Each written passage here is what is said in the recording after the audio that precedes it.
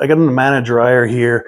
If yours is doing the same kind of thing, follow this video and we'll get it fixed, but I'll show you what's going on. So we hit start, doesn't really matter the cycle.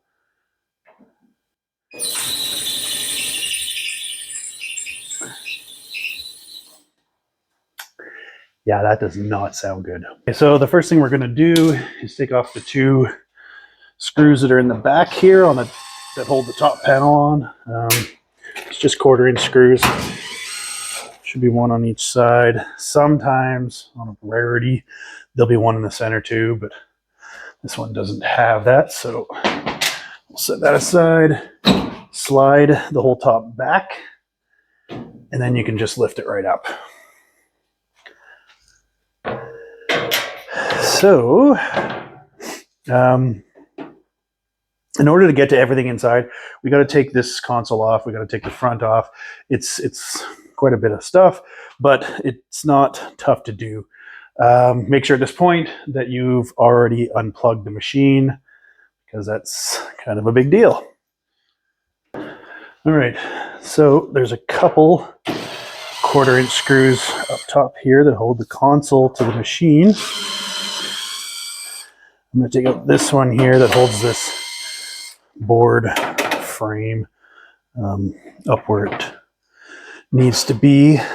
But just notice that it's kind of sitting low too. There's supposed to be a screw here that holds this whole thing on too, and that wasn't in there. So we're going to definitely have to make sure that that goes back to where it should be. Okay, so I put you behind the machine here just to see what I'm talking about. There's these little white tabs that connect to this front board. Once you just slide them to, well, this one to the right, that one I guess also to the right, the whole console will then be able to come out. You're going to want to watch too, there's a electrical connection. Usually I just use a little pick or something just to kind of push in the little lock that holds that wire in. So if we push this other side, now these ones, they also have the locking tabs up top. So you gotta pry those off too, and then your board just comes out. See, those are the tabs there that you have to just pry up, and you can pull it out.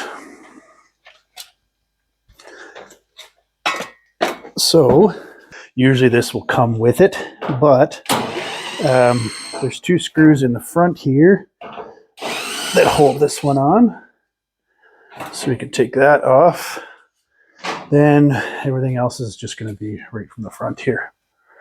Okay, so where I go to next is the front little panel that's down in the bottom here, because there's 2 screws behind this panel that hold this thing on as well. So you can put a block or something under here if you need to, just to get it a little higher in order to reach these. Now there could be between 2 to 4 screws, depending on the model of your machine. This one looks like it had 3, but somebody's taken 1 out. So we'll get the second one out here, and we can pull this. Usually they come off pretty nice, but this one's probably never been apart before. So set that piece aside. Now there'll be 2 screws under here, but there's also this duct down here that is essentially connected to everything up here. So what I do is undo these 2 screws, those 2 screws. I'll find out in a sec.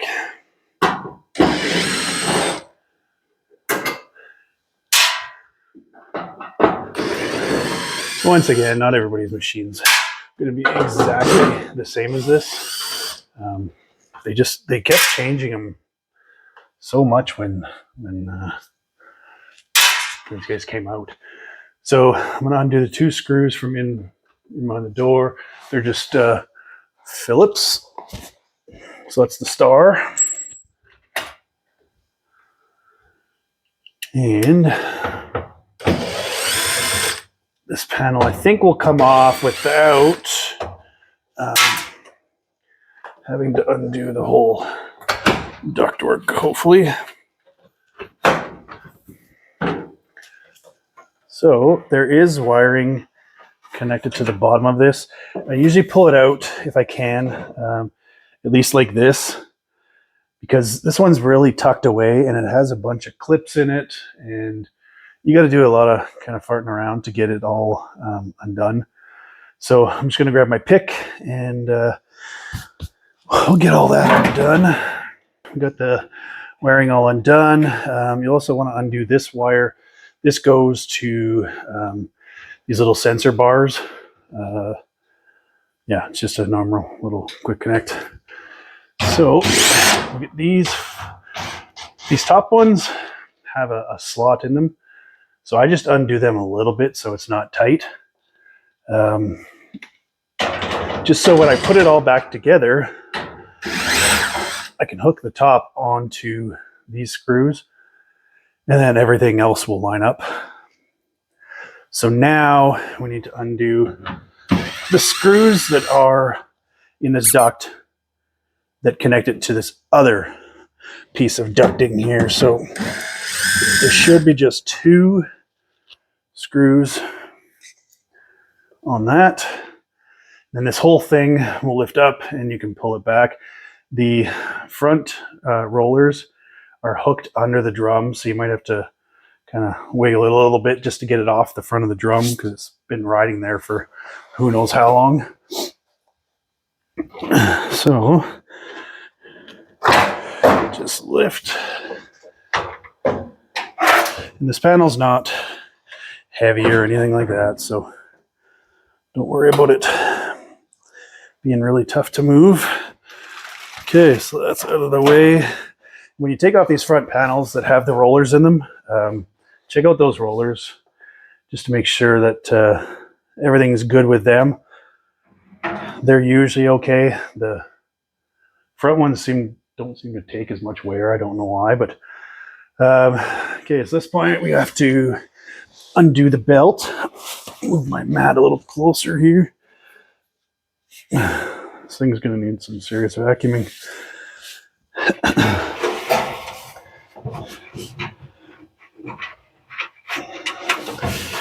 Okay, it's undone. I do have a video of just how to undo the belts on most dryers. So if you haven't seen that one and you're kind of stuck on the belt part, maybe go check out that one and then come back to this one, because it's a lot of these machines I can't get in there with the camera to actually show you very well. The one that I showed on, I could actually put the camera right inside there. So just so you know. Okay, get this out of the way. Watch that board doesn't get its butt kicked. Okay, I've been noticing some things while taking this apart that didn't seem quite right. Screws in the wrong spots, just little things that kind of tell technicians that this has been apart before. So there's a couple things that are not in the right spot. One of them is this heater. That thing is actually upside down. I don't know what somebody was doing there, but I'm gonna have to try to figure out what exactly is happening there, because the heater and thermostats and everything are supposed to be on this side, but the actual housing is not supposed to be like this at all. So I got to figure out what the heck they did there. The idler, that thing should be spinning like crazy when you spin it, and it's not. So I think it's going to have to be changed. These rollers, they seem like they're not too bad. They might just need to clean up the shaft, and should be okay. So I'm gonna go find that idler and figure out what the heck is wrong with this heater.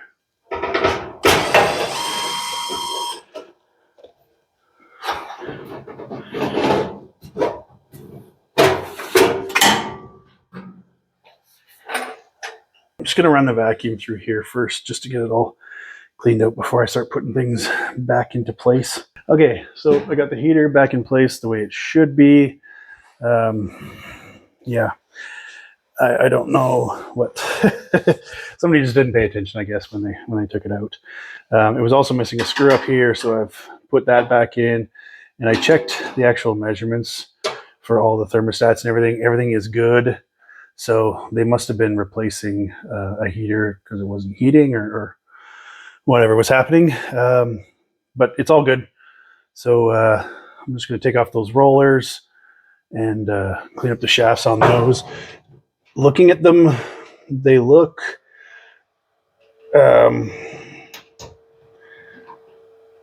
like they're pretty rusty. I don't really like that too much, so I'll check out the shafts a little closer when I get in there. Sorry, my heater keeps cutting on. I'm in the garage here, and it's pretty cold outside, so it's trying to keep me warm a little bit anyway. But it makes a little bit of sound.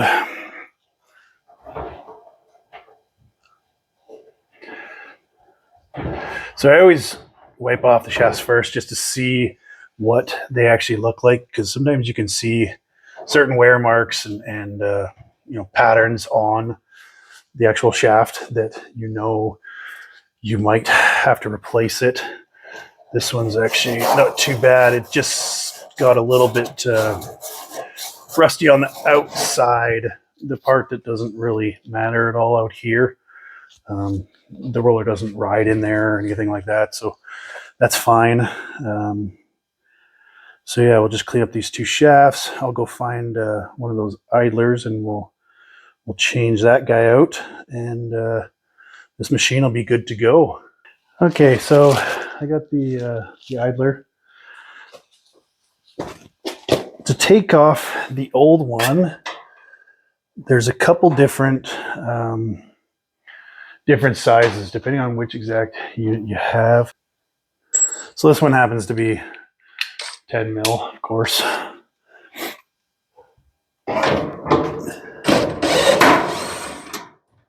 So it's just one bolt and a spring that's connected to it. Watch how that spring comes off, because you'll have to put it back on the same on the new one. Sometimes they actually change the way the spring hooks up. Like on, yeah, okay, this will work. So this one has a hole right there, and that's where the spring hooks into, right up here. This one that we're putting on, which is a newer version, just has a slot cut like that. So it's a little easier to put the spring in, but yeah, just watch for little things like that. Appliance companies, or manufacturers, I guess, love changing stuff all the time.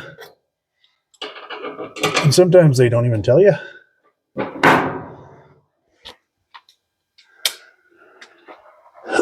So you got to make sure that the cutout in the back here, the big hole, the screw we just put in has a big washer, and that washer has to sit inside of this hole, or else this doesn't get on there right, and this will just probably rattle itself right off. So make sure that that goes inside of there like it's supposed to. Make sure that spring's not going to fall off. So we've already vacuumed out pretty much everything I wanted to. We can get that drum back in here because I cleaned up both of those rollers and their shafts. That's really all you can do in here. And we'll start putting it back together. Okay, so I don't know whether it matters. I think some machines do, some don't. But you notice you have the felts on both ends. They're pretty much exactly the same. Front to back, the paddles are all the same inside. Just remember which way you take it off. Maybe mark an F for the front or for the rear or whatever. Just to uncomplicate things. Maybe just do that, and that way you know if you put it all back together and things still seem wrong, at least you can eliminate stuff like that you know you put it back in the same way it came out. So you want to make sure that it's sitting on top of those rear rollers, and then we'll kind of feed that belt back there. Usually I spin it a couple times from up here just to make sure sorry, that they're all facing the same way. Then you can hook up that belt underneath. And then after I get it hooked up, I will spin the drum a bunch of times to make sure that that belt isn't going to fall off the idler or the motor. It's usually going to fall off the idler if it's going to fall off anything, but okay, we're good. So now we can put this guy back on. But before we do that, I kind of want to take apart this vent. I think it's going to be really plugged. So I'll just set that right here and we can take that apart. Okay, I kind of got you on a weird view here, but this is the easiest way to see what the heck's going on. So there'll just be 2 more screws holding this piece on. You'll probably have to take out the lint filter, because it makes it a heck of a lot easier for everything to slide out. Wow, that's really tight.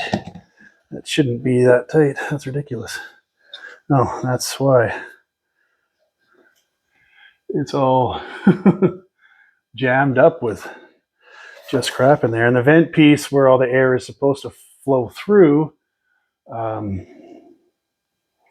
just behind the actual filter, is plugged. So someone was probably running this thing without the filter on it for a while.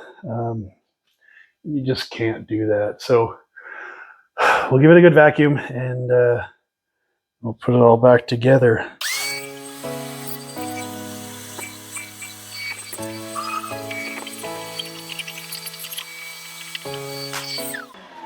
So there's a couple channels in these, and I don't know if you can see it all that well, but right in here, there's a channel there. You want to dig out everything that's going to be stuck in there.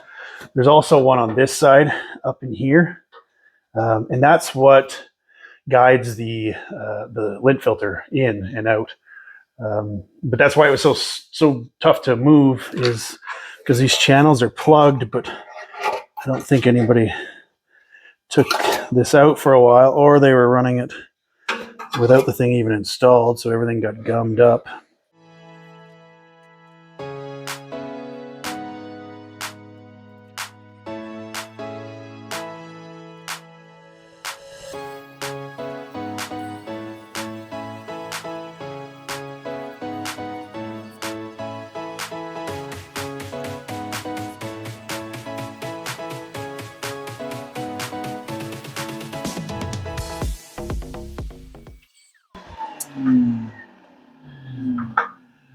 I think that's about as much as we're going to get out of there. It's got 96% of it. So if that's as good as you can get in there, that's a heck of a lot better than nothing.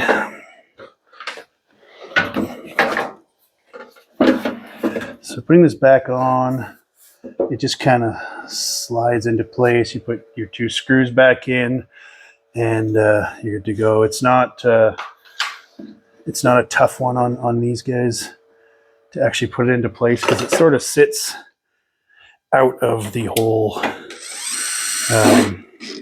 frame for the lint filter. A lot of them will actually feed right into that frame, and those ones can be a bit of a pain to it back on.